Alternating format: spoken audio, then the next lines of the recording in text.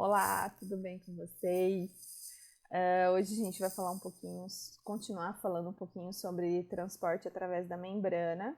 E nosso foco hoje é falar um pouquinho ainda do transporte passivo, mais direcionado para a osmose, e falar também sobre o transporte ativo, tá?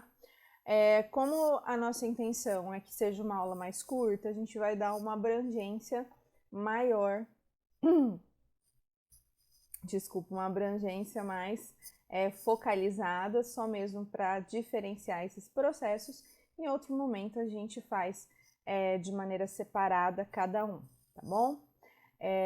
Gente, essa quarentena tá acabando comigo. Olha essa cara de bolacha. Para cada vídeo que a gente grava, tá aumentando essa face. Mas tá bom, né? Vamos seguir no baile. Então, para a gente começar, eu só vou recapitular do vídeo anterior, do vídeo introdutório, que nós falamos de membrana.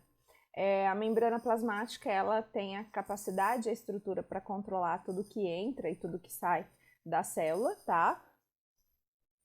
E dentro dessa perspectiva, alguns transportes vão acontecer sem precisar de energia, que é o transporte que a gente chama de passivo, e alguns transportes vão precisar de energia, que são os transportes que nós chamamos de ativo, tá?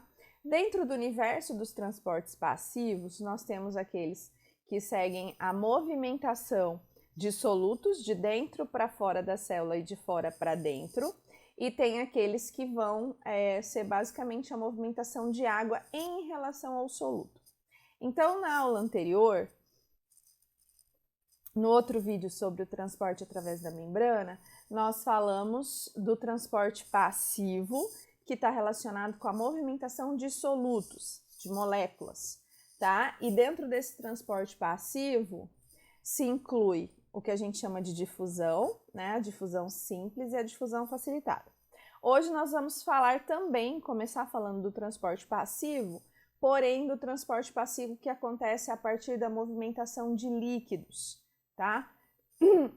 Não esquecendo que esses líquidos também vão se movimentar em direção ao soluto, porque a célula ela sempre está buscando um equilíbrio com o meio.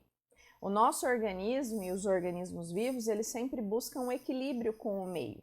Então, se um local tem muito soluto, é natural que a água saia de onde ela está e vá em direção onde tem muito soluto para equilibrar esses dois meios, para tornar isso um local isotônico, tá? Com equilíbrio entre as duas concentrações. Então, quando a gente pensa nessa questão do processo passivo, nós temos uma relação bem importante que é sempre a relação, pensando na osmose, a relação com o solvente, tá? Por quê?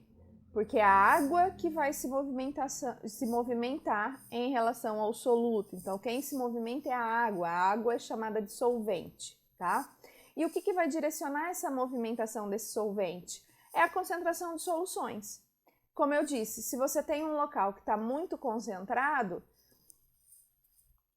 é natural que a água saia do lugar onde tem menos íons e vá para o lugar onde tem mais íons para tentar equilibrar isso. Então, o solvente, ou a água no caso, ela vai se difundir do meio de menor concentração para o meio de maior concentração, tá? Então, no caso da osmose, que também é um processo passivo, mas ela faz um outro tipo de movimentação, ela movimenta do meio menos concentrado para o mais concentrado, porque a intenção da água é também buscar o equilíbrio. Então ela sai, por exemplo, se eu tiver muito soluto fora da célula, a água vai sair de dentro da célula e vai para fora. Então sempre a movimentação da água, ela vai ser em relação ao meio na qual ela foi colocada. Se a célula estiver inserida no meio que é isotônico, que tem a mesma concentração de soluto que ela, não vai acontecer nada. A água não vai sair nem vai entrar. Mas se essa célula for colocada num meio onde tem muita concentração de soluto, num meio que a gente chama de hipertônico, A água vai sair de dentro da célula e vai para fora da célula. Como nesse slide aqui, como nesse exemplo, nessa primeira imagem, que aqui eu tenho um meio isotônico, e nessa segunda imagem, na imagem do meio, eu tenho a célula colocada no meio que está hipertônico. Então, o que vai acontecer? A célula vai murchar, porque a água vai sair de dentro da célula e vai para fora. Em contrapartida, se essa célula é colocada no meio hipotônico, tá? Ou seja, um meio onde a concentração de íons é menor do que a concentração de íons que está dentro da célula, vai entrar água dentro dessa célula e essa célula vai inchar, tá? Então, nesse exemplo aqui no slide, a gente tem essa movimentação de líquidos acontecendo nas hemácias, por exemplo, que é uma célula sanguínea, tá? E nesse outro slide aqui, nós temos um exemplo muito comum. Eu gosto bastante desse exemplo, né? Que é quando a gente tempera uma salada. Vocês já pararam para pensar o que acontece quando você tempera uma salada? Vocês já prestaram atenção? Quando a gente vai cortar os vegetais e montar essa salada, a gente nunca pode temperar ela antes da hora de servir. Porque se na hora que a gente for servir, o alface vai estar murcho e vai ter muita água na travessa. Por que isso acontece? Porque a salada, nós temos ali vegetais, células vegetais. Então, quando eu coloco sal nessa minha travessa, o que eu estou fazendo? Eu estou colocando uma concentração de sódio fora da célula muito maior do que a concentração de sódio que tem dentro da célula. O que isso vai acarretar? A água que está dentro da célula vai sair para o meio externo. E por isso que o vegetal vai murchar. Eu tenho uma experiência muito engraçada. Isso já tem muito tempo, obviamente, na época da faculdade. Eu lembro que nós fomos fazer um churrasco e eu fiquei responsável, primeiro ano de faculdade, né? Fiquei responsável por fazer o vinagrete. É vergonhoso, né, gente? Mas eu vou contar. E o que aconteceu? Eu sempre via que o vinagrete tinha água, né? Claro, tem o tomate ali e é líquido, né? Ele não é só o tomate. Eu falei, bom, tem que pôr água, né? Nunca perguntei pra minha mãe, nunca perguntei pra ninguém, tem que pôr água. E aí, o que acontece? Na hora de servir, não era um vinagrete, era uma sopa de tomate. Porque eu coloquei água e temperei. Então, a água de dentro do tomate, ela saiu para o meio externo e ela ficou ali na vasilha. Então, além do vinagre, além da água, ainda tinha a água do meio intracelular que foi para o meio extracelular. Por que eu estou contando isso? É um evento engraçado, mas que tem tudo a ver com o que a gente está falando. Se eu coloco essa célula no meio hipertônico, ou seja, onde a concentração de íons é muito maior fora do que dentro da célula, a água ela vai sair da célula para buscar o equilíbrio, ok? Então, isso é osmose e é um tipo de transporte passivo, porque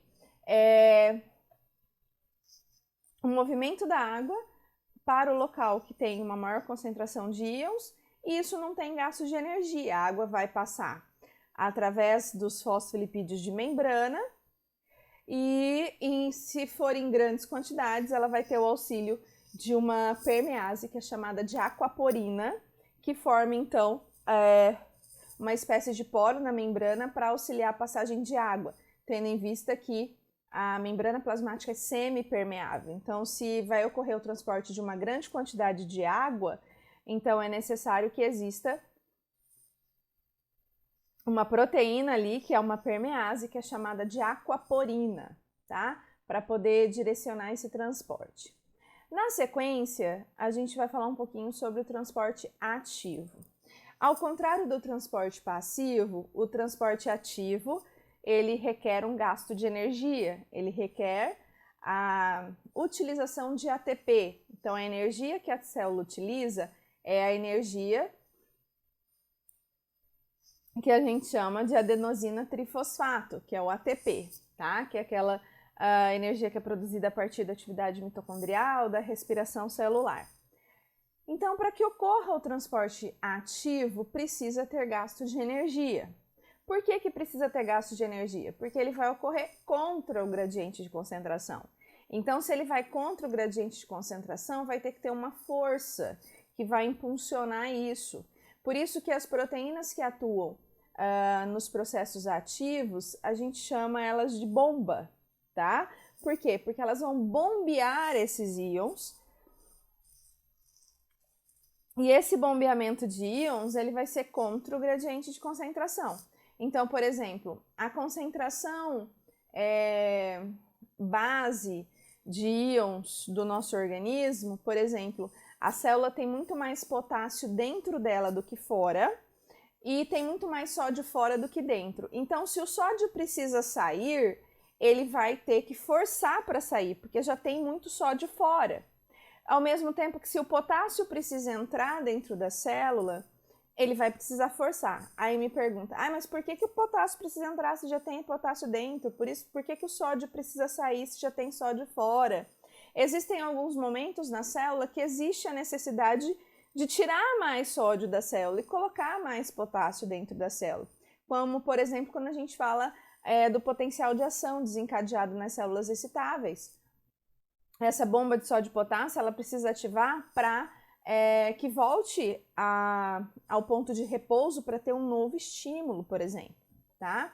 Se eu pensar na contração muscular, no retículo endoplasmático das células musculares, tem uma bomba que é chamada bomba de cálcio.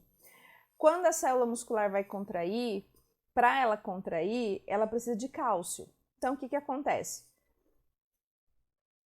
O cálcio que está armazenado dentro do retículo, ele vai para o citoplasma e participa da contração. Mas, para essa célula relaxar, o cálcio precisa voltar para dentro do retículo. E o retículo endoplasmático da célula muscular é um local de armazenamento de cálcio. Então, significa dizer que dentro do retículo endoplasmático da célula muscular tem muito mais cálcio do que no citoplasma.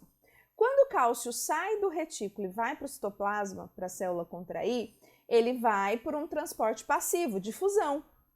Por quê? É a favor do gradiente de concentração. Está muito cheio no retículo, vai para o citoplasma. Mas quando esse cálcio tem que voltar para o retículo para a célula relaxar, ele vai vir contra o gradiente de concentração, porque no retículo tem bastante cálcio. E no citoplasma tem só aquele que saiu.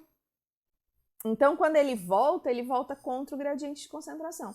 Então, na membrana plasmática do retículo da célula muscular, tem bomba, além de ter canal de cálcio, para o cálcio sair, tem bomba de cálcio para o cálcio voltar. Então, toda vez que houver uma movimentação de íons contra o gradiente de concentração, essa movimentação de íons ela vai ser direcionada por um gasto de energia, um gasto de ATP, e a proteína que vai direcionar essa movimentação é chamada de bomba. Nesse desenho aqui, ó, nós temos um exemplo da bomba de sódio e potássio. Lembra que é contra o gradiente de concentração. Onde tem mais sódio? Fora da célula. Onde tem mais potássio? Dentro da célula. Então, se eu estou falando de um transporte ativo, eu estou falando num transporte que vai sair sódio e entrar potássio, certo? Porque ele é contra o gradiente de concentração. A bomba de sódio e potássio, ela atua sempre tirando 3 sódios e colocando 2 potássios. Ela tira 3 sódios e coloca 2 potássios. Ela tira 3 sódios e coloca 2 potássios. É esse o funcionamento básico da bomba de sódio e potássio, ok? Lembra do simporte, antiporte, uniporte? Esse exemplo, por exemplo, é simporte. Isso? Não, gente, é antiporte, porque o sódio sai e o potássio entra, tá? E é um transporte direcionado pela necessidade de gasto de energia, ok? Isso é o que eu chamo de processo ativo ou de transporte ativo. Esse transporte ativo é conhecido como um transporte ativo primário, tá? Existe ainda um outro tipo de transporte ativo, que é um transporte ativo secundário. Como que acontece esse secundário? O próprio nome já diz, né? ele é secundário, então ele acontece depois do primário, mais ou menos de uma maneira bem simples. Como que é isso? Vou dar um exemplo, tá? Das células epiteliais do intestino. No intestino delgado, nós temos uma absorção, né, dos nutrientes ingeridos a partir da alimentação. E nessas células, nós temos uma absorção muito grande de glicose. E essa glicose ela vai entrar dentro da célula intestinal, vai atravessar essa célula e vai para o sangue. Isso significa dizer que, diferente das outras células do nosso corpo, na célula intestinal, principalmente, mais especificamente na região do duodeno, intestino delgado, a porção inicial do intestino delgado, tem mais glicose dentro da célula do que fora, tá? Então, nós já sabemos que a glicose, para ela entrar ou sair da célula, ela vai entrar ou sair por uma permease, por um transporte passivo, difusão que usa uma permease. Porque em todas as células do nosso corpo tem muito mais glicose no sangue do que dentro da célula. Porque quando a glicose entra na célula, ela já é utilizada na produção de energia. Só na célula do intestino que vai ter mais glicose dentro. Então, quando você ingere algum alimento rico em carboidrato, esse carboidrato é quebrado em moléculas menores, em glicose, e essa glicose vai entrar dentro da célula epitelial, ela vai entrar contra o gradiente de concentração. Então, nesses locais, o que precisa acontecer? Precisa acontecer um transporte ativo para impulsionar, ou seja, quando a bomba de sódio e potássio, por exemplo, ela atua, ela vai tirar sódio, tá?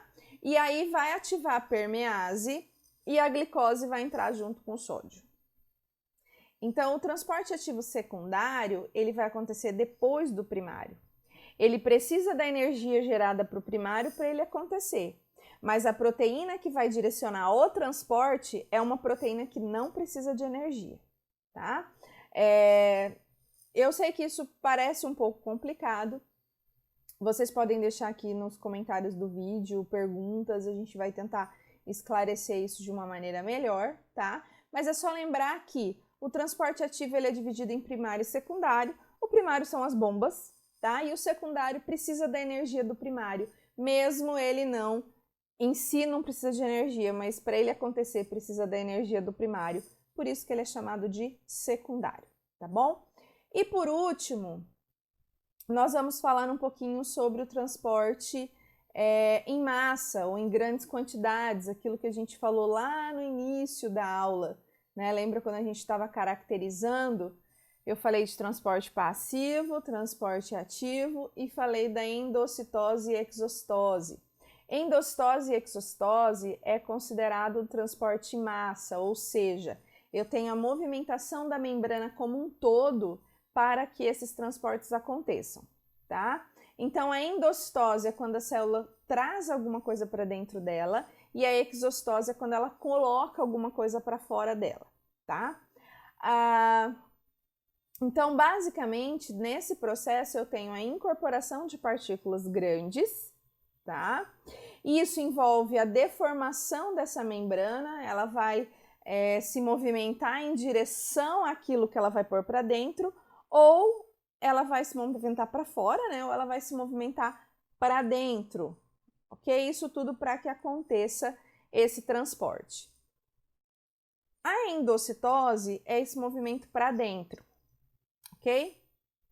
A gente costuma dizer que a fagocitose é o transporte de sólidos. Por exemplo, quando uma célula de defesa, um macrófago vai fagocitar uma bactéria para fazer a limpeza ali do tecido, para fazer a defesa imunológica, ele está fazendo uma fagocitose, tá? Então ele vai pegar, a membrana plasmática vai se projetar, vai emitir falsos pés, que são os pseudópodes, vai englobar essa partícula e vai trazer para dentro da célula. Essa partícula dentro da célula vai estar envolvida pela membrana, né, que vai constituir então uma vesícula, que vai se fundir com o lisossomo, que é a organela digestiva, e aí vai acontecer a digestão intracelular. Já a pinocitose, ela é o movimento de englobar partículas líquidas. Então, ao invés da membrana se projetar para fora, a membrana se projeta para dentro.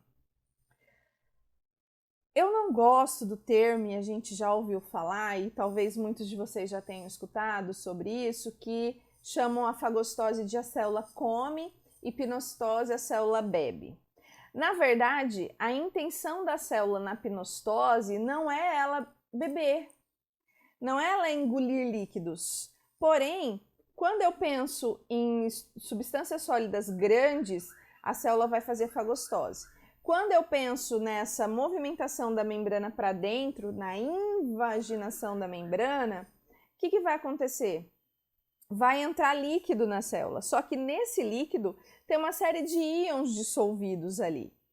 E a intenção da célula não é a água que ela está trazendo para dentro, mas esses íons que estão ali dissolvidos nessa água, nesse meio extracelular. Então, a fagostose é a movimentação da membrana para fora, como vocês podem ver aqui, ó, nessa fotinho, ó, aqui eu tenho o material alimentar, vamos supor uma bactéria, tá? E aqui a célula emitindo pseudópodes, ela engloba isso e traz isso para dentro dela, ok? Nessa imagem aqui, a gente está mostrando a mesma coisa, ó. Isso aqui é um neutrófilo englobando uma bactéria, tá vendo aqui? Fazendo fagocitose. Então, na fagocitose ocorre uma evaginação da membrana. A membrana vai para fora, engloba essa partícula e coloca para dentro. E na pinocitose tem uma invaginação da membrana. A membrana vem para dentro, tá? E aí ela se fecha aqui e essa vesícula com líquidos e íons também vão se fundir com o lisossomo e também vai acontecer a digestão. Depois que a digestão celular acontece, esse material, o resíduo da digestão, ele precisa ir para fora da célula. E ele vai no movimento que a gente chama aqui, ó, de exocitose, tá? A exocitose nada mais é do que colocar para fora todo esse produto da digestão celular, que é o produto que entrou na célula a partir de fagocitose ou de pinocitose, ele vai sair por exocitose, tá bom? Bom, então o objetivo dessa aula mesmo foi dar esse geralzão, né, sobre concluir os transportes, falando um pouquinho de transporte passivo, ativo e o transporte em massa. E espero que vocês tenham gostado, espero que vocês aproveitem. Nós teremos outros momentos para uma discussão mais aprofundada desse conteúdo. E se vocês quiserem deixar sugestão de próximos vídeos, comentários, dúvidas, pode deixar aqui mesmo nos comentários do vídeo. E se você gostou, vou dar uma de youtuber aqui. Deixa o seu like, faça comentário, que é importante para eu saber se a gente está aí no caminho certo, tá bom? Um grande beijo para vocês, fiquem com Deus e até o próximo vídeo.